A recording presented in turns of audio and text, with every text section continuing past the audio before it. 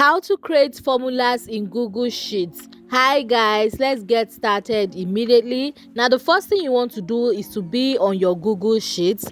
Now guys, I'm going to show you how to create formulas for simple maths like this. And as you can see, I already have the questions on the screen. Now let's go first with addition. Now when starting any formula, you have to start with the sign equal to. And because the addition is between two cells, I will be highlighting the first cell first.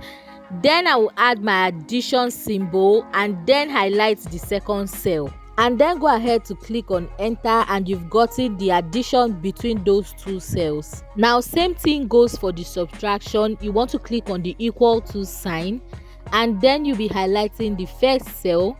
Now click on the minus symbol and then highlight the second cell and click on enter and you've gotten the subtracted number from the two cells. And same goes for the division. You want to click on the equal sign, then head over to the first cell and highlight it.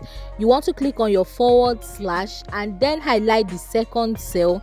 Click on enter to get your answer. Now go ahead to follow the same formula for the multiplication, and this is exactly how you create formulas in Google Sheets.